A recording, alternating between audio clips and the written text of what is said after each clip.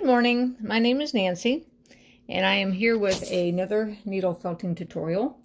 Today is going to be part 2 of how to make a snowman. And if you have not had a chance to watch it yet, you might want to go ahead and watch part 1 first.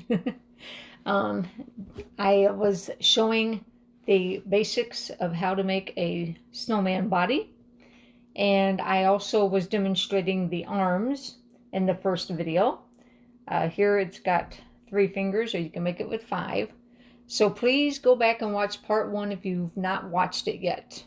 But if you have, then we're ready for part 2. And today I'm going to be demonstrating how I put on his face and his buttons on the front. Now you'll see on this guy, I haven't done the arms yet. Usually when I do a snowman, I go ahead and just do them all first and do the arms last. That's why arms aren't done in this guy. But this is what I'm demonstrating today. And I'm also going to show how to put on a scarf. And that's for, like, if you don't want to put a hat on your snowman, but you want to do a scarf. Okay? And now for the arms, I showed in the opening shot some, oops, some glue.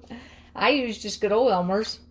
And then wire cutters, pipe cleaner, and your ruler. Like I said, if you want to go back and watch part 1, I'll demonstrate the arms in part 1.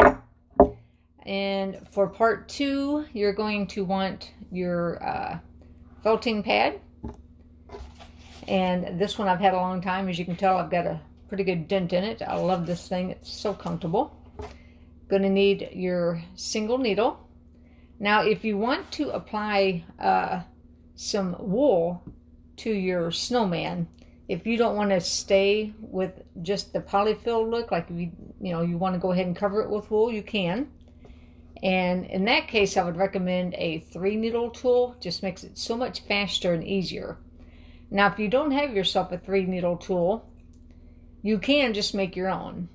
I saved some needles out of my first ever kits I ever used, and stealing a few ideas from some other YouTubes I have seen, I just took and rubber banded the handles. And then it makes a great 3-needle tool. And this just makes it so much faster and easier to apply your wool to the poly-fil body. Alright, you might want some fingertip protectors. For when you're applying your wool to the poly-fil body, you might want to use these. And now for applying the body parts, I have a trick that I use. I use good old-fashioned sewing pins from, back in the day. You guys might remember these if you took home ec class. Your grandma or mom might have had them, or you might even have them in your sewing box. And I use those to apply the body parts. That's just a trick of mine. Now, if you don't have the sewing pins, you might have some quilting pins. You could also use those. Those are just a little bit longer. You could use those if you want to. And then, like I said, if you want to put some white wool on your poly-fil body, you're going to need your white wool. Now this I found, I have got to share this. I actually found this at Walmart. I am loving this stuff. Right now it is June of 2020, and as everybody knows, the pandemic's been going on, and craft stores were closed. So trying to find needle felting stuff was kind of tough. And I was in Walmart a few weeks ago, actually looking for totally different yarn, and I just happened to stumble across this. And this is just the softest yarn I have just ever felt in my life, I think. But this is a roving yarn I found at Walmart. And actually, it is great also for dyeing. My first ever video I did was how to dye roving. I usually buy roving at Michael's, and I dye it different colors with Kool-Aid, and that's what I use for my felting. Well, you can also dye this yarn. So if you'd like to go back and watch that video, like I said, that was my first ever one, so I was really nervous, so please be kind. But I went ahead and dyed it. I used cherry Kool-Aid. So I'm going to put a red scarf on my guy today. I'm going to demonstrate that. And then orange for the nose. Now this is some of the roving I was talking about. Like I said, my first ever video was how to dye roving using orange. And then this is some black. This I also bought at Michael's out of the same package. If you ever go to Michael's, they've got white packages of white roving, and then they've got packages of white and black. So, and that's a pretty good bargain. Then you're going to want a toothpick. It makes it so much easier to make the nose. And I believe that is all the supplies we need. So we're going to go ahead and start demonstrating. And the first thing to do is go ahead, and I always put the eyes, mouth, and the buttons on first. And now I went ahead and jumped ahead. I was practicing yesterday. I went ahead and jumped ahead. As you can tell, I've got the pins holding on his buttons and his mouth there. And the reason I do that is so that you can line it up like you want to first before you commit to felting it on. So say, you know, like the buttons, I've got them kind of close, but say if you want them farther apart, just pour your pins out and you can just move them further apart before you commit to felting. Hi, Kitty Bit. Hi, Kitty Bit. That is Kitty Bit. She's our middle baby. Go find Sugar. Go play with Sugar. And Sugar's our baby, so yeah, go find Sugar. Okay, I'm going to angle my camera down so that you can see what I'm doing better. Now, when it comes to making, like I said, making the eyes and the cold buttons, simply all it is taking your roving here, or black wool, and we're talking just a teeny little pinch. I mean, we're talking, you can just barely see that probably.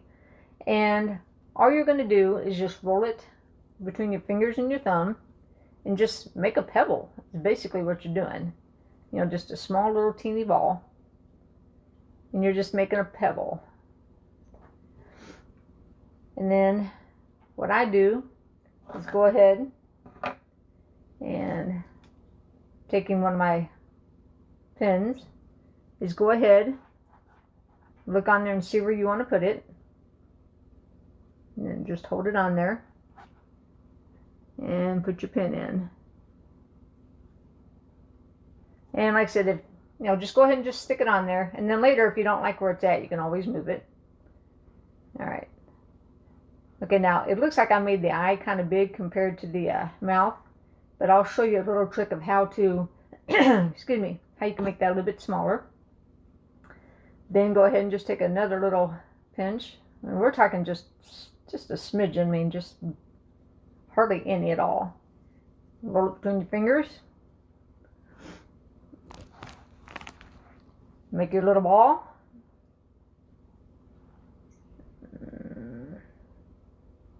Okay. There we go. Okay. Not quite round. And just put that on. Okay. Now, there you go. Halloween snowman. Okay. Now, as you can tell, I put the eyes kind of close together. And also, I made the eyes just a little bit, looks like I made them just a little bit too big. Now, that is one of the things also about this trick is, okay, I made it just a little bit too big. Before I commit to felting it, I could always take out just a little bit, you know, just take out a little bit more. And just go ahead and make that just a little bit smaller. There we go. All right, I actually pulled out about half of that early. And just make it smaller. See if I can't make that look a little bit better then. All right. I am having trouble with my roving today. Not wanting to cooperate. There we go. There we go. Now that's going to look better. So I'm going to go ahead and make this eye just a little bit smaller. And that's one of the things too about felting. When you're doing like parts like this, like little, you know, just little parts like this, always start out with a lot less roving than what you think you're going to need, because you can always add a little bit more. Back when I was first learning how to do my snowmen here, and I kind of came up with these snowmen on my own, and I was grabbing way too much black. I mean, I would be grabbing like this much, you know, and rolling it and trying to make it small. And I just, you know, like I said, it took me a while to get the hang of it.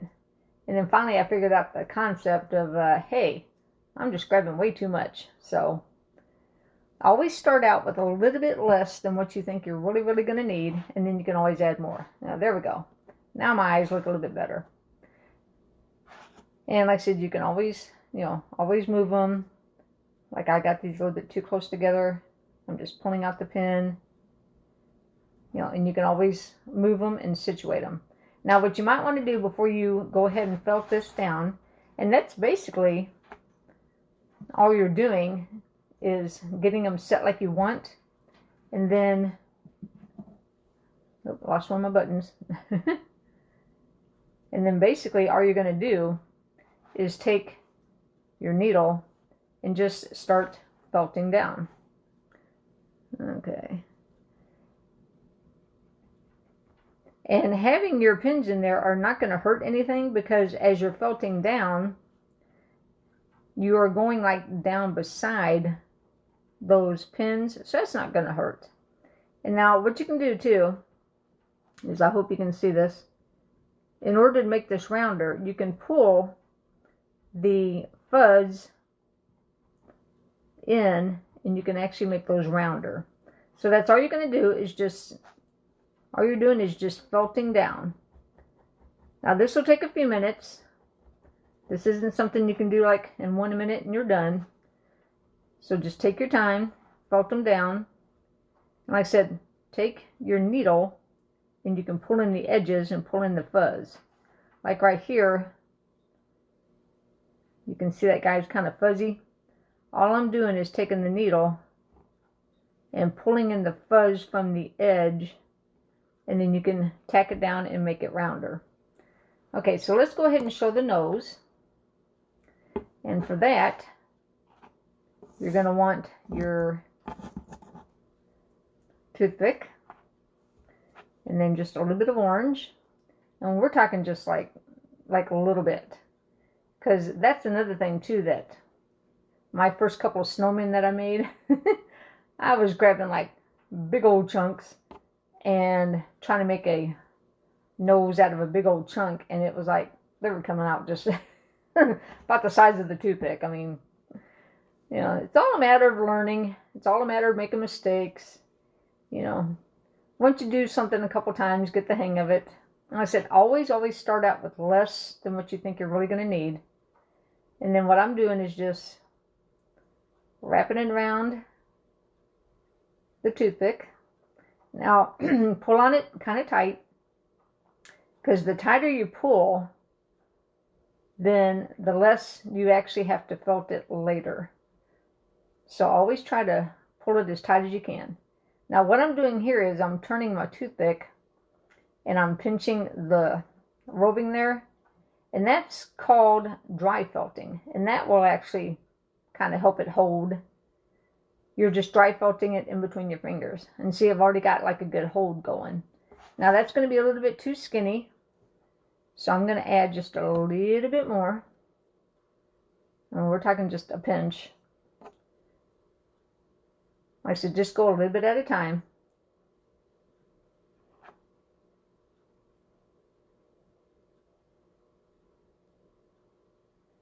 And you can just add just a little bit more until you get it to about the size you want. Okay, and I'm going to dry felt that on. Then all you're going to do is take your single needle, which I managed to misplace. There we go. And then what you're going to do is, okay, instead of felting like right down in the middle and hitting the stick, try to come out past the toothpick. I mean, you can, like, you know, see where it's at. You can visualize it. And come out to the outer edges. And just start felting. I mean, you'll be able to tell. You know, just like I said, bring your needle away from the stick.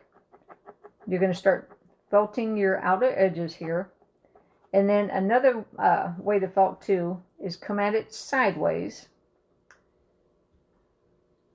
Okay, and that'll also help felt it too. Try not to go, you know, straight in and hit the stick. You know, try to just like skim the edges here.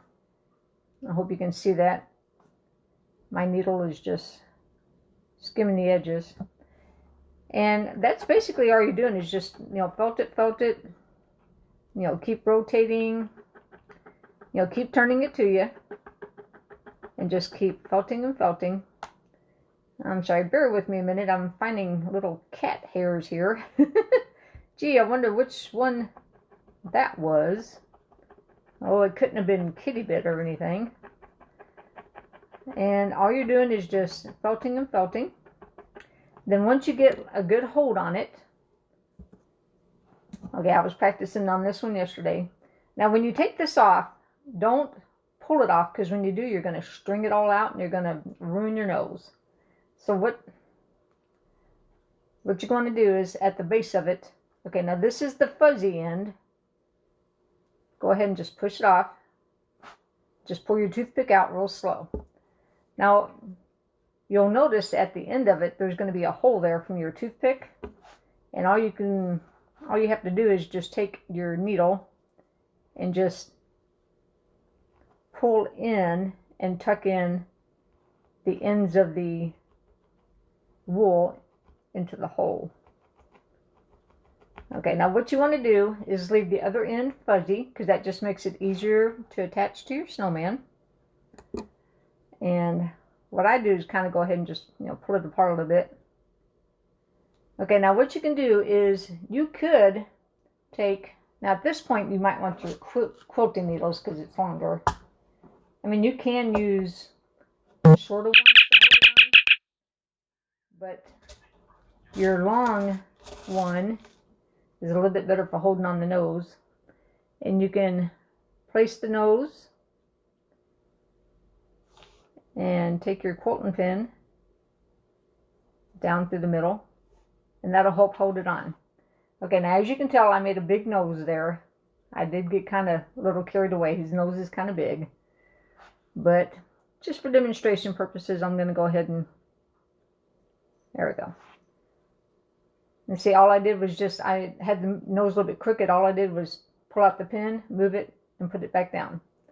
Or, if you don't want to mess with using the pin, you could just hold on the nose, you know, just balance your snowman, and you could just felt it on like that. It just makes it easier with the pin. And then basically what you're going to do, now what I do is kind of hold down like that, and then just go at the base. Make sure you're going in at an angle. Now don't go around the edge like that. Go in at an angle. And as you're felting in, you're going to have some orange fuzz. Just kind of like take your needle and pull your fuzz in and tuck that into the base. And basically all you want to do is, like I said, go in at an angle. You know, try to head for the middle of the nose. Now if you hit the pin in there, it's not really going to hurt. Just like don't get too crazy with it. Just kind of go gentle. And like I said, just go in at the base. Then your fuzz, like I said, as you're going around, pour your fuzz in and tuck that in. Alright, and that's basically how you attach the nose and the coal.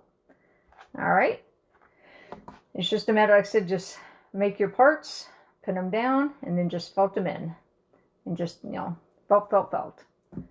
Alright, now what I'm going to do is I'm going to go ahead and show the scarf on this guy.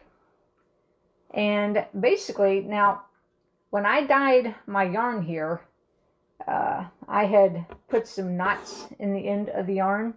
So I'm going to go ahead and go with that.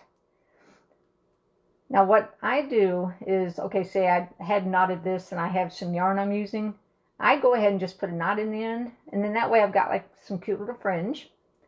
Then what I do is go ahead, set up your snowman, and then figure out where you want to put the scarf. Now this is the way I usually do it.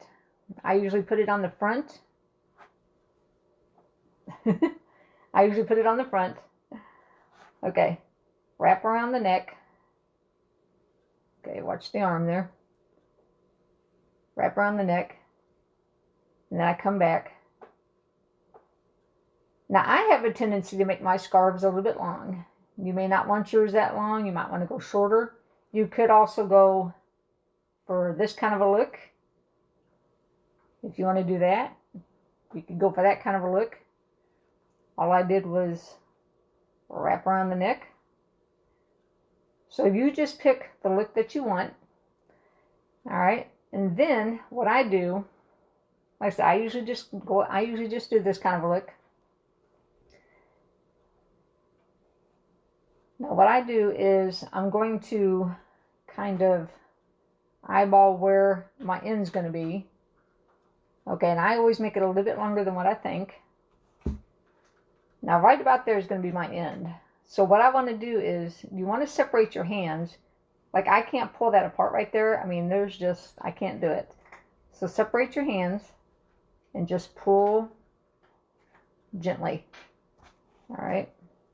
There you go. And I've already got, I can use that for another scarf.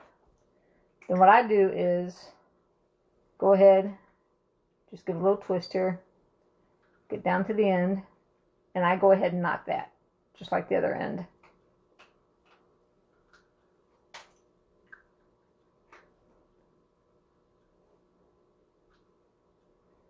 Okay, go ahead and put your knot in the end.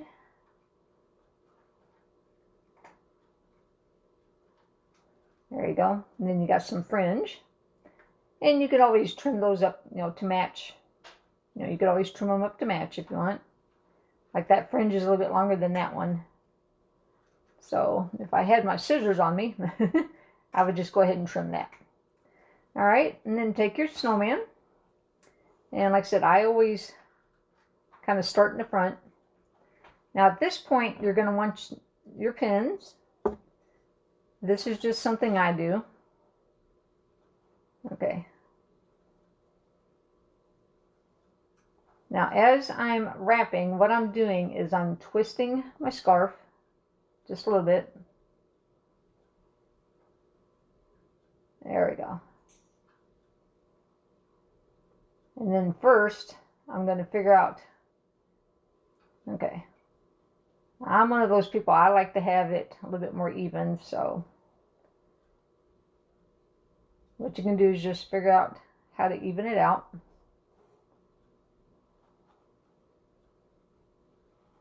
And like I said, you want to put just a little twist in your yarn as you're situating it around. All right, right about there looks good for me. So what I'm going to do is I'm going to go ahead and pin it on. And I'm going to pin it right here at the X, where the scarf crosses each other. Then it's not really necessary to put some in the neck, but I go ahead and put some in the neck just to give it a little hold. It's not really necessary, because putting that pin at the X will pretty much hold the neck. But I just go ahead and do this just for extra hold. Just makes it easier. Children.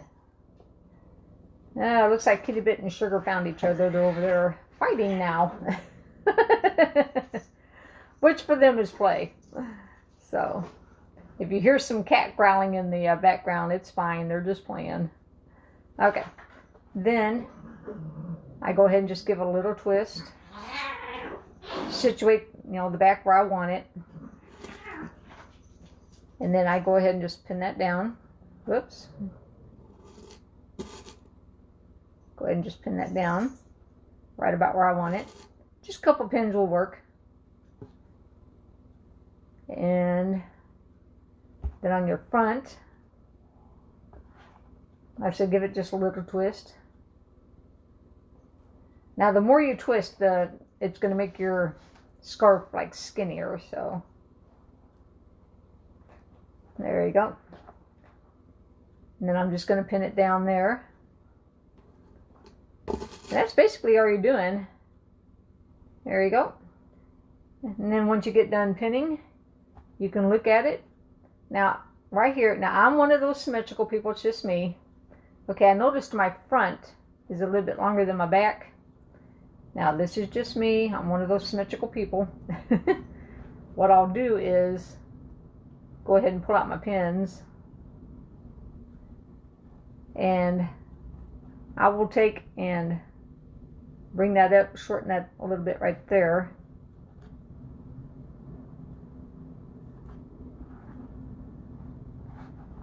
Okay, all I'm doing is shortening the front.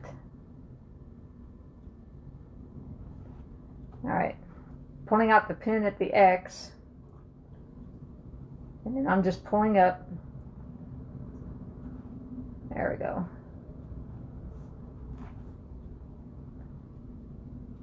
Alright. I know this is a little tedious, but like I said, I'm just one of those people that just likes it symmetrical. Okay, now I'm just pulling the slack around the neck. Alright. I'm just pulling the slack around the neck. There we go. Okay, now I'm going to have a little bit extra length in the back. There we go. Like I said, that's just me. I'm just one of those people. I just like things lined up. I like it even. There we go. Now when I get done, it'll be a little bit shorter in the front, a little bit longer in the back. And then, like I said, it's really not necessary to put the pins in the neck. You can if you want. And then all you're doing is just taking and just start felting. And that's basically all you're doing is, like I said, just lining it up, getting it where you want. Like I said, put a little bit of a twist in the scarf. You don't have to if you want to. I mean, you could just, like lay it down flat all the way around if you want. And what I do is go ahead and just felt it down, to the body. I'm felting the scarf directly down to the body. Now, what you could do too is, if you give your scarf a good twist, you could leave the ends not so felted and kind of leave them a little loose. But I usually just go ahead and just felt it, down all the way around, and I, leave the fringe hanging out. And that's basically all you're doing is just, following your scarf and just, go around. Make sure you get the neck. Now, it may not be necessary to get the neck as long as you get your X real good and your ends. But I would go ahead and just do the neck too, just to give yourself that really good hold. And like I said, just all you're doing is just felting it down and just going around and around. All right. And that is the basics of part 2 of how to add your face and add your scarf to your snowman. Like I said, on here I haven't done his arms yet. Like I said, go back and watch part 1 and that'll show you the arms. And that is, I believe, the end of part 2 of how to make a snowman. Please come back and watch part 3. In part 3 I will show you the hats. I have I call it the man's hat and the woman's hat. I mean, that's just the way I tell the difference of them.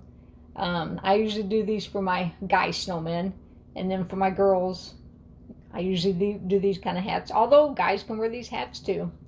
But if you come back for part 3, I'll show you the hats, and that will complete the snowmen.